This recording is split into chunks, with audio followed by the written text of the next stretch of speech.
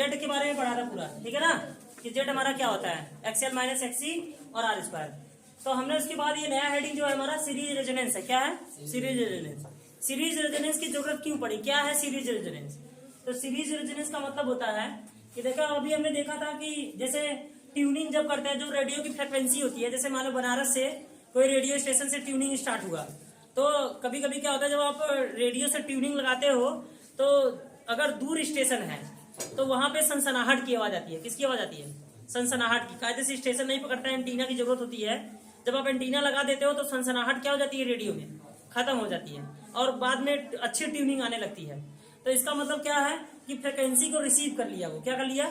जो फ्रिक्वेंसी हवा में चल रही है उस फ्रिक्वेंसी को रिसीव कर लिया एंटीना ने, और बाद में अच्छा आवाज सुनाई देने लगता है रेडियो में। लेकिन जब रेडियो स्टेशन से रेडियो की फ्रिक्वेंसी लॉन्च होती है तो उसकी डैम्पिंग मॉड्यूलेट नहीं होती है, और मॉड्यूलेट होने न होने के कारण वो कुछ दूर जाके यहाँ पे डैम्प हो जाती है। क्या हो जाती है? डैम्प। डैम्प हो जाने का मतलब खत्म हो जाना। अब जैसे जो बनारस का रेडियो स्टेशन होगा वो इलाहाबाद तक रिसीव नहीं कर पाएगा। अगर इसी के बीच में 2-3 टावर लगा दिए जाएं तो वो रिसीविंग आगे तक पहुंचा देगा। लेकिन मान लो उसकी रिसीविंग ज्यादा दूर तक नहीं है और यहीं वो डैम्प हो गया तो इसके आगे वो ज्यादा किलोमीटर दूर तक अपनी फ्रिक्वेंसी को पहुंचा नहीं पाएगा। तो टावर में क्या होता है, टावर क्या करता है, टावर अगर लग जाता है तो टावर आपको देखा होगा, टावर में भाई डीजल वगैरह पेट्रोल लगते हैं, मशीन चलती रहती है और टावर फ्रिक्वेंसी बढ़ाता रहता है आगे की तरफ और हर जगह पहुंचता रहता है। जैसे अगर जियो का टावर बंद हो जाए तो जियो का कनेक्शन भी क्या हो जाएगा, ठप पड़ जाएगा, है कि नहीं? उसी तरह के फ्रिक्वेंसी को आगे लगातार बढ़ाए रखने के लिए हमें मैक्सिमम करंट की जरूरत पड़ती है। किसकी जरूरत पड़ती है? मैक्सिमम करंट की जरूरत पड़ती है। और मैक्सिमम करंट तभी आएगा, मैक्सिमम करंट तभी आएगा जब ये रेजिस्टेंस क्या हो जाए, कम हो जाए। किसी कंडक्टर में करंट तब ज्यादा हो सकता है जब रेजिस्टेंस को क्या कर दिया जाए, लो कर दिया जाए। समझ गया ना? तो जो ये फ्रिक्वेंसी चलती है उसमें तीनों सर्किट होती हैं, एल भी होता है, सी भी होता है और आर भी होता है। एलसीआर सर्किट, जो एलसीआर सर्किट होता है उसमें तीनों होता है। बस ये देखना होगा कि किस फ्रिक्वेंसी को हम लेंगे तो हमारा ये जो डैम्पिंग हो रहा है डैम्पिंग नहीं होगा।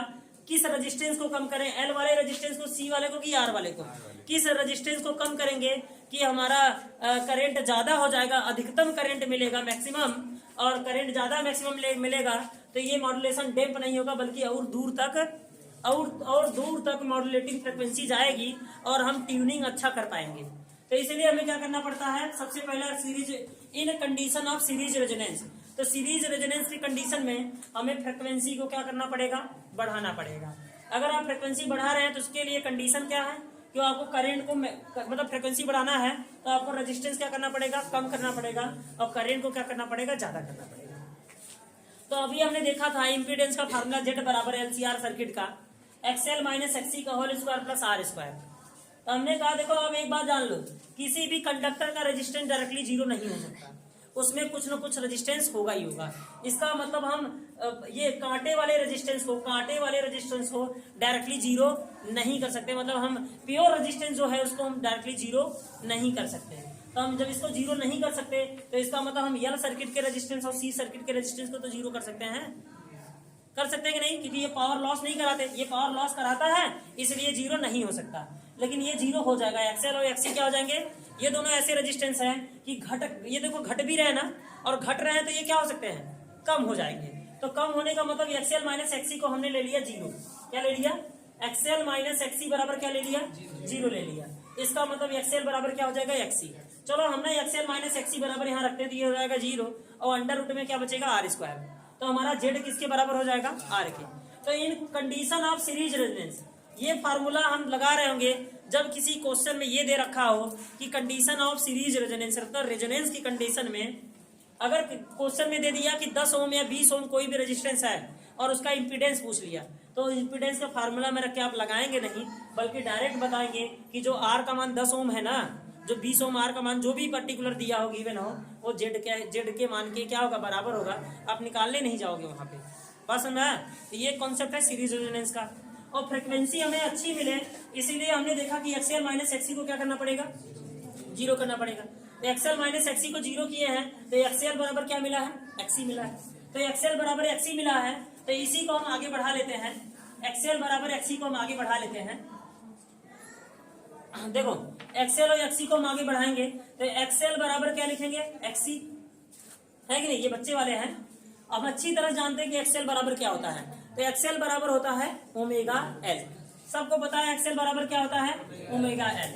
और एक्सी बराबर सबको पता है क्या होता है, एक्सी बराबर होता है 1 ओमेगा सी। भूल गए, भूल गए क्या, एक्सएल इक्वल टू होता है, एक्सएल इक्वल टू होता है ओमेगा एल और एक्सी इक्वल टू होता है 1 omega C. Capacitive inductive reactance और ये कैपेसिटिव रिएक्टेंस, ठीक है ना, दैट टाइप ऑफ रेजिस्टेंस, ये टाइप ऑफ रेजिस्टेंस है। तो हम यहाँ पे करेंगे ओमेगा ओमेगा से मल्टीप्लाई, ये हो जाएगा ओमेगा स्क्वायर, एल को उधर भेज दो, ये हो जाएगा 1/LC। अगर हम ओमेगा बराबर लिखें तो इस वाली वैल्यू को हम रूट में लिख सकते हैं, 1/LC लिख सकते हैं क्या, क्या हम ये स्क्वायर हटाएंगे तो वैल्यू रूट में लिख सकते हैं, तो यस हाँ लिख सकते हैं आप। तो हम इसको अगर ओमेगा बराबर वैल्यू निकालना चाहें तो ओमेगा बराबर आपको अच्छी तरह से पता है कि ओमेगा बराबर होता है 2πf, 2πf, omega equal to होता है 2πf। तो हमने ओमेगा की जगह पे रख दिया 2πf, तो ओमेगा बराबर 2πf हो गया। तो क्या मैं 1/√में LC लिख सकता हूँ इसे।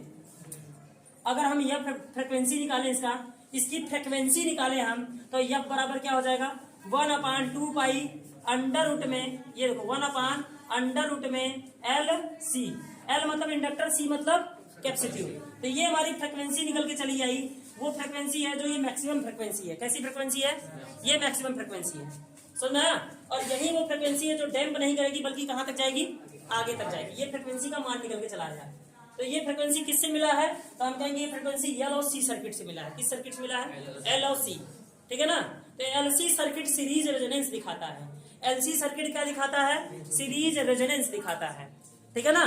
तो यहाँ पे हम नोट पॉइंट में लिख भी लेंगे कि एलसी सर्किट क्या दिखाता है, एलसी सर्किट सीरीज रेजोनेंस दिखाता है। क्या दिखाता है, सीरीज रेजोनेंस, ठीक है, शो करता है।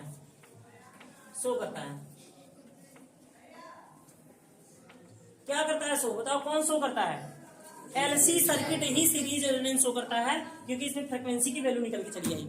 समझ में आया, इसको बोलते हैं एंगुलर फ्रिक्वेंसी और इसको क्या बोलते हैं, फ्रिक्वेंसी, ठीक है। तो आप लिख लीजिएगा, बातों को लिख लीजिएगा। ये देखो सीरीज रेजोनेंस में क्या होता है, सीरीज रेजोनेंस में हमें डैम्पिंग को कम करना होता है, मतलब सिग्नल को ज्यादा दूर तक पहुंचाना होता है। तो सिग्नल को ज्यादा दूर पहुंचाने के लिए हमें देखो पहले तो सीरीज रेजोनेंस होता है वो एलसीआर सर्किट में होता है। किसमें होता है, एलसीआर सर्किट में। तो अगर हमें ट्यूनिंग को या फिर में फ्रिक्वेंसी को ज्यादा दूर तक पहुंचाना है तो करंट को मैक्सिमम लेना पड़ता है और रेजिस्टेंस को कम करना पड़ता है।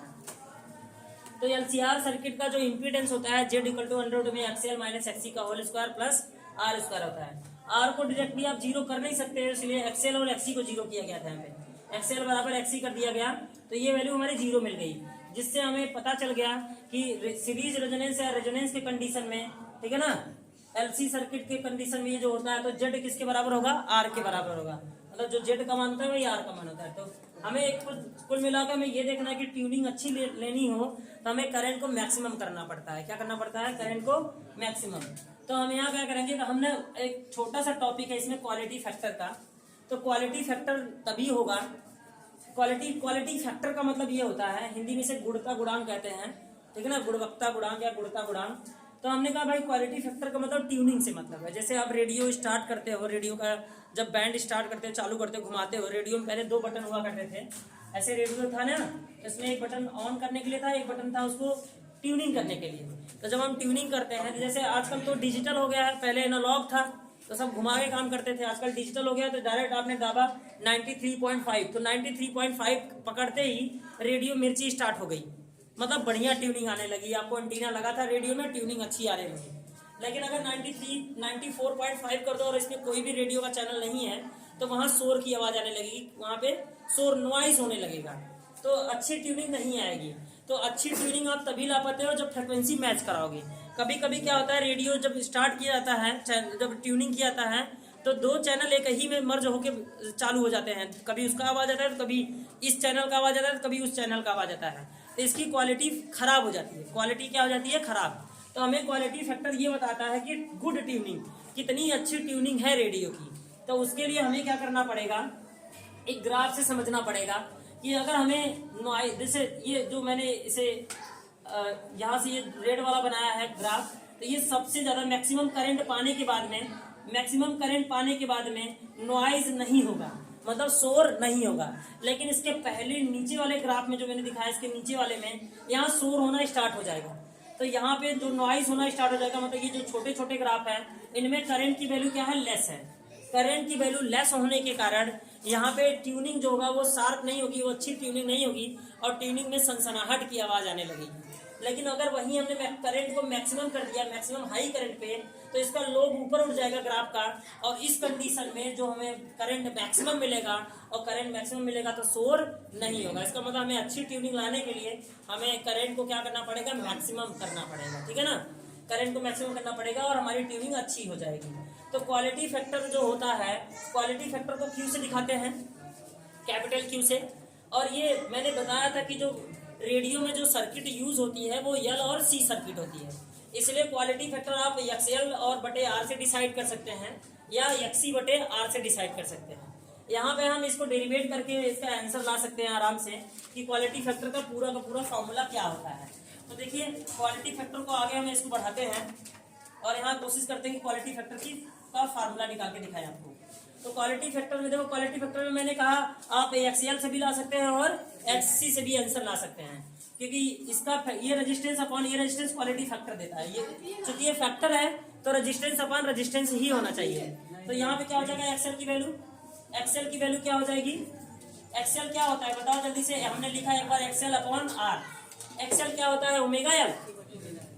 तो एक्सएल होता है ओमेगा एल और अपॉन आर, ठीक है। हम ओमेगा की वैल्यू क्या 2 पाई एफ लिख सकते हैं, यस।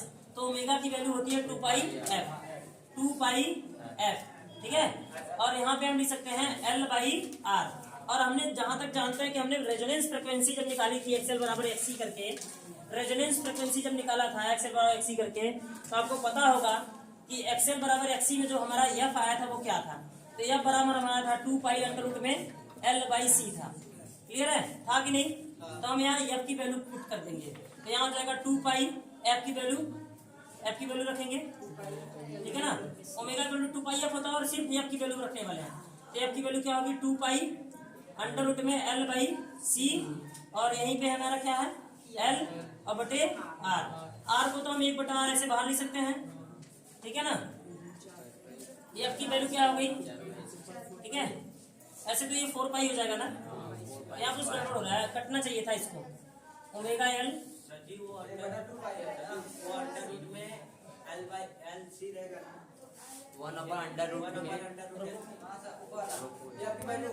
एक्सएल अपॉन आर होता है quality factor. XL equal to क्या होता है ओमेगा एल। ओमेगा की वैल्यू क्या होती है 1 अपॉन अंडर रूट में एलसी होता है। इसको हमने एक्सएल बराबर एक्सी से निकाला था, ठीक है ना। तो अब हमने क्या कर लिया, ओमेगा की वैल्यू 1 अपॉन अंडर रूट में एलसी रख दिया और ऊपर एल था नीचे आर था। आर को मैं 1 बटा में आर इधर कर दिया, ये है 1 अपॉन अंडर रूट में एल और सी, और ये एल है। तो एक बार अंडर रूट एल वाला एक एल को काटेगा तो ये अंडर रूट में एल बचेगा, तो ऊपर बचा अंडर रूट में एल और नीचे बचा अंडर रूट में सी।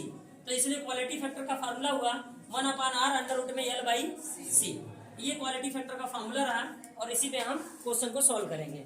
और ये क्वालिटी फैक्टर किसको बताता है, गुड ट्यूनिंग को बताता है, रेडियो की गुड ट्यूनिंग। Note down. हमने क्या पढ़ा, शक्ति गुणांक, एसी परिपथ का शक्ति गुणांक, power factor of AC circuit. तो पावर फैक्टर एसी सर्किट में एसी का वोल्टेज वीएम बराबर वीएम साइन ओमेगा टी और आई बराबर IM sine omega T plus 5। इसमें 5 फेज थोड़ा सा आगे है, लीड कर रहा है। तो आईएम बराबर होता है वीएम अपॉन जेड, किसमें एलसीआर सर्किट में ये होता है ना, ये फैक्टर एक तरह का। तो V बटे जेड आई बराबर, ठीक है ना, वोल्टेज है ना, वोल्टेज अपॉन रेजिस्टेंस। और इसमें फाई जो होता है 10 phi XL upon XC upon R होता है। ये तो आपको पता है कि इसका जो फेज डिफरेंस होता है। हाँ, अब अगर हम पावर की बात करें तो पावर होता है V इंटू आई। हमेशा जो पावर होता है वो क्या होता है V इंटू आई। V की जगह हम रखेंगे वीएम साइन ओमेगा टी और आई की जगह लिख रहे होंगे IM sine omega T plus 5। इसको जब हम एक्सपेंड करेंगे और खोलेंगे तो खोलने के बाद में सोल्यूशन होगा काफी ज्यादा, और उसके बाद में जो रिजल्ट आएगा वो P बराबर वीएम आईएम अपॉन 2, और ये cos 5 में चेंज हो जा रहा होगा और cos 2 ओमेगा टी प्लस 5 में मिलाइए। इसकी वैल्यू 0 हो जाएगी क्योंकि ये 90 डिग्री बनाएगा। कितना बनाएगा ये? 90 डिग्री। तो cos 90 पे वैल्यू पूरी क्या हो जाएगी? 0 हो जाएगी। तो ये टर्म 0 हो जाएगा और खाली हमारा cos फाई बचेगा। तो यहाँ पे हम लिख सकते हैं Vm/√2 और Im/√2 और यहाँ पे हमारा आ जाएगा cos फाई। तो हम इसे लिख सकते हैं IRMS, इसे हम लिख सकते हैं IRMS और इसे हम क्या लिख सकते हैं? VRMS। और हमारे पास यहाँ मिला cos फाई।